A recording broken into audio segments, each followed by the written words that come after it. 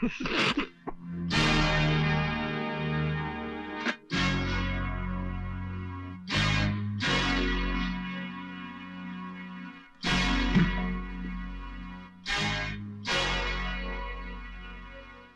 की जंजीर में तो शेरों को बांधा जाता है, इन मासूम मुजरिमों को नहीं, जो बुज़दिलों की तरह रात के अंधेरे में गुनाह करते हैं और दिन के उजाले में मुंह छुपा लेते हैं।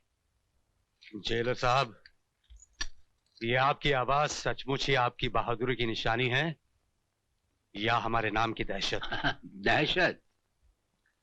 राणा प्रताप सिंह उस सरहद का नाम है जहां दहशत भी पहुंचकर दम तोड़ देती है। लगता है आपने हमारा रिकॉर्ड नहीं पढ़ा। हम वो तेजाब हैं जो लोहे की सलाखों को भी जलाकर राख कर देते हैं। हमें यहां से भागने से कोई नहीं रोक सकता। अगर तुम्हें भागने के लिए सारा जेल भी कहेगा तो तुम भाग नहीं सकोगे। आप भागने की बात कर रहे हैं?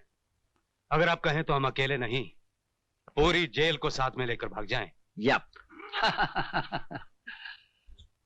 हवाओं के टकराने से पहाड़ में सुराख नहीं हुआ करते, फिर भी हमें तुम्हारा ये अंदाज पसंद आया। ये हमारा वादा रहा कि तुम्हें भागने के लिए ऐसा मैदान देंगे कि तुम भागते भागते थक जाओगे, लेकिन मैदान खत्म नहीं होगा। और जब नजर उठाकर ऊपर देखोगे तो राणा प्रताप सिंह तुम्हारे सामने कानून की मजबूत दीवार की तरह खड़ा होगा। बंद कर दो इन्हें।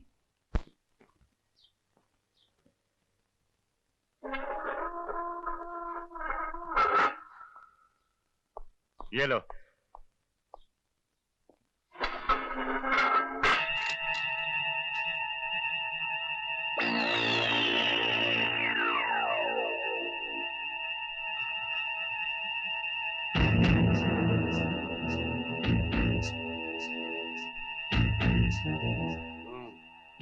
बोले ये तो ऐसा आराम से लेटा है जैसे कंबल पर नहीं, चंबल में लेटा। सोने दो उसे। क्यों? ये क्या कर रहा है? लो लो लो। दे दे दे दे।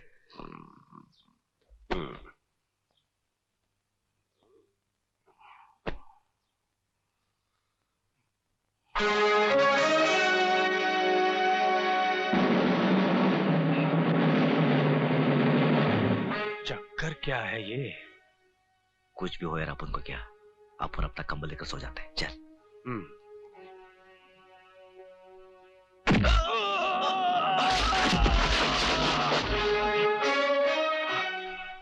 गधे ने दुलती बहुत जोर से मारी।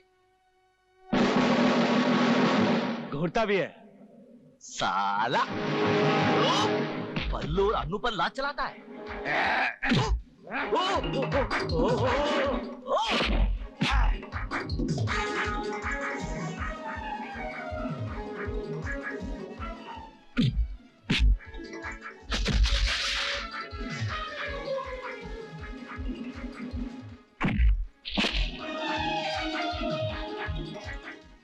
नहीं नहीं नहीं नहीं नहीं नहीं, बल्लू बल्लू बल्लू।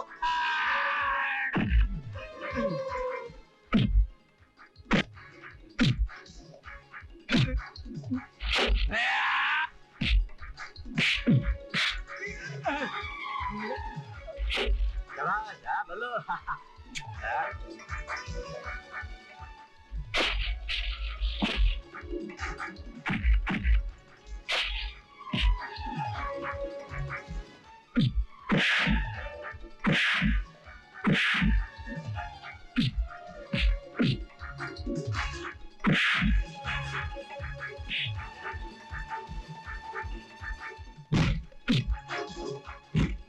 ले।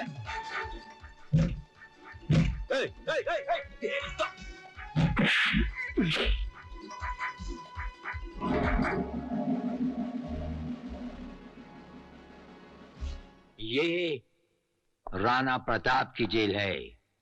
यहाँ के कायदे और कानून तुम्हें मालूम होने चाहिए।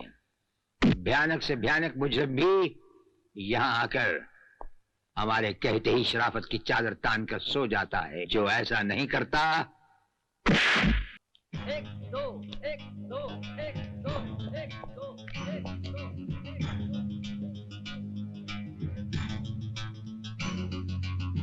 क्या क्या बे स्पॉट लगा रहा है? इधर नहीं चलेगा। चल फुट फुट। ए मोटू बहुत बदमाश है तू साला।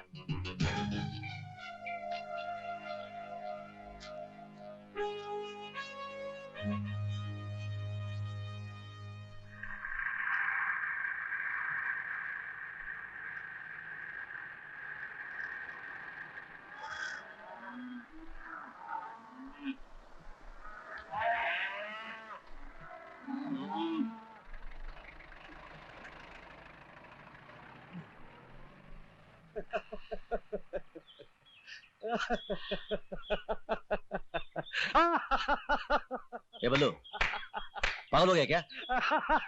क्यों इतना हंस रहा है? अरे बोलना, एक खींच के दिया तो। मेरे सामने जेलर साहब का चेहरा नजर आ रहा है। बड़े रोब से उन्होंने कहा था कि सारी जेल भी तुम्हें भागने को कहेगी, फिर भी तुम नहीं भाग सकोगे।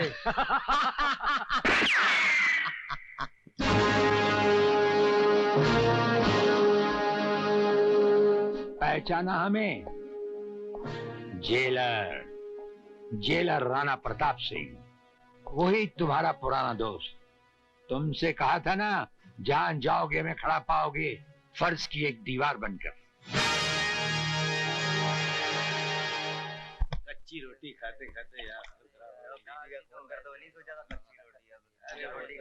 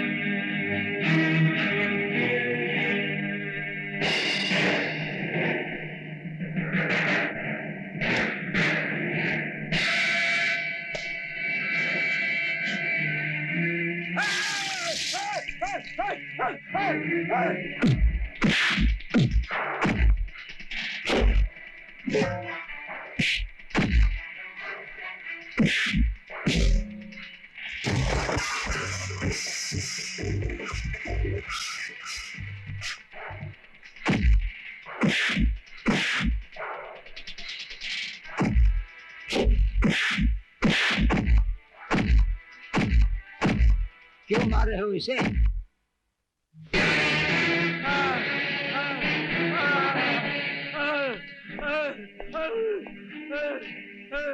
ये सब कैसे हुआ? इससे क्या पूछते हो साहब, हमारे से पूछो। हमारे साथ जो भी बदतमीजी करता है उसका यही हाल होता है।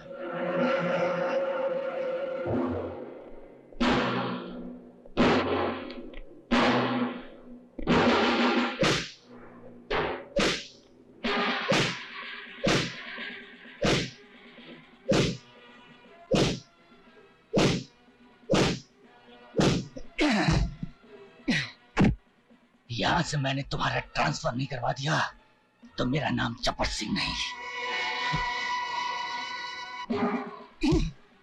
ये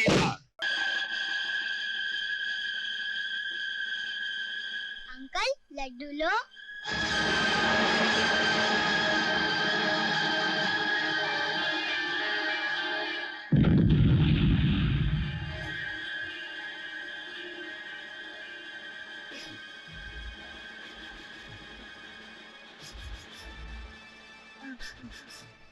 क्या हुआ? अंकल अंकल वो खूनी दरिंदा अंकल जिसे जिसे आना ताले को बम से उड़ा था। हाँ? वो दाढ़ी दाढ़ी कौन है वो दाढ़ी वाला।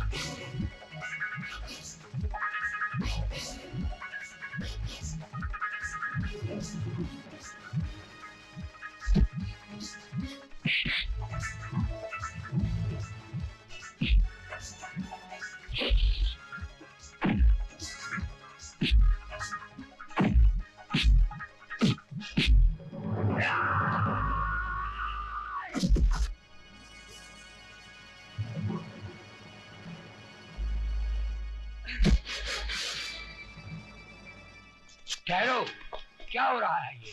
रुक जाओ। हम इसे जिंदा नहीं छोड़ेंगे। ये वही राक्षस है जिसके पापी हाथों ने अनाथ आश्रम को मासूम बच्चों की चिता बना दिया था। तो क्या अनाथ आश्रम को इसी ने उड़ाया था? हाँ, यही है वो दरिंदा। जब्बर सिंह, जिंदगी तो तूने जालिम बनकर गुजार दी, अब मरते वक्त अपने इस गुनाह का भी इतराफ कर ले। शायद नीले आसमान वाला उसकी अदालत में तेरी कुछ सुनवाई हो सके। इतराफ कर ले। ये जो कुछ कह रहा है सच है। उस हादसे वाली रात तुम यहां से निकले कैसे? मुझे आपके असिस्टेंट चौधरी ने यहां से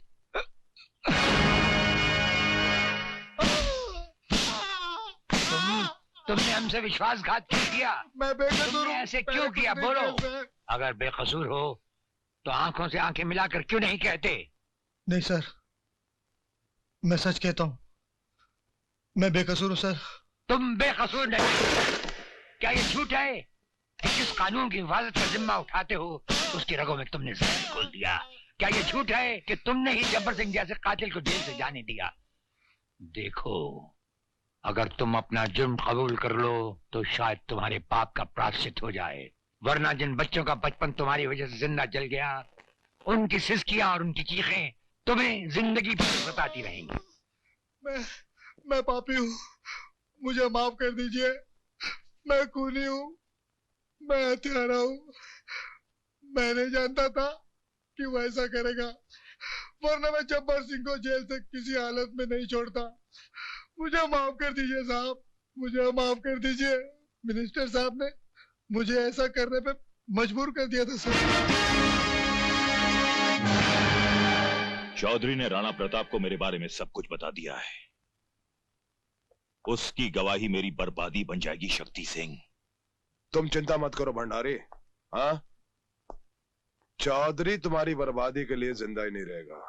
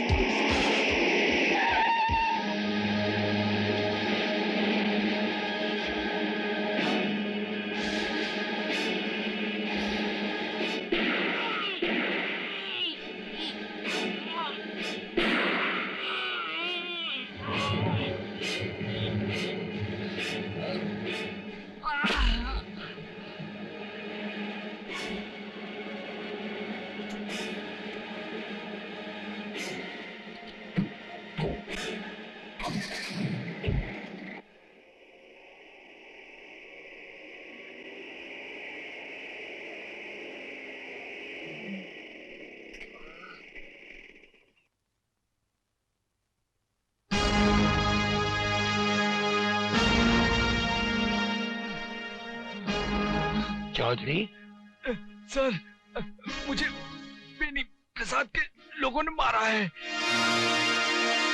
बेनी प्रसाद? क्या बात है? जुल्म की कहानी बहुत देर तक नहीं दोहराई जा सकती।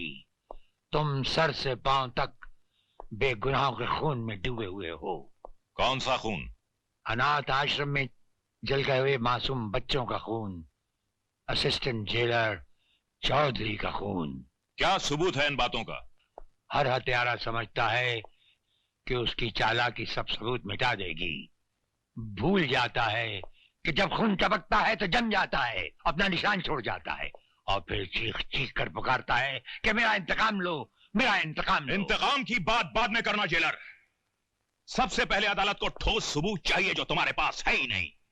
हमारे पास दौलत है, पुलिस है, ताकत है, इन सब की शक्ति है, इन सब का वसीला है हमारे पास। वसीला, सबूत?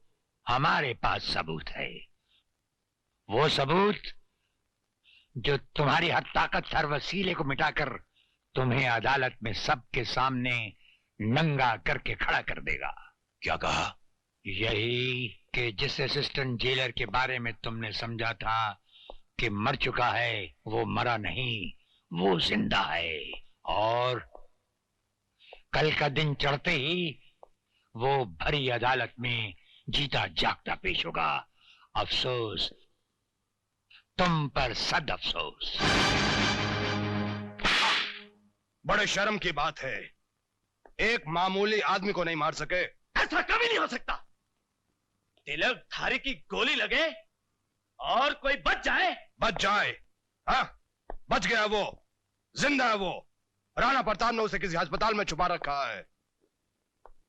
इससे पहले कि वो तुम्हारी अर्थी का सामान बन जाए, खत्म कर दो उसे।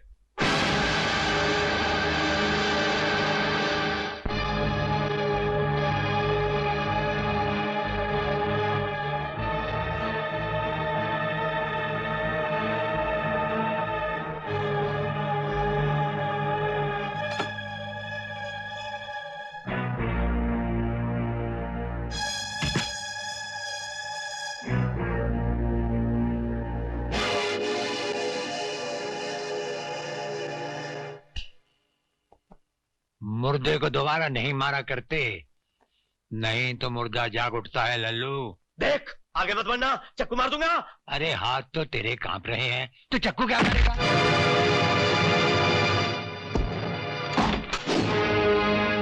ले जाओ इस लल्लू उस्ताद को इसके घर पुलिस लॉकअप में।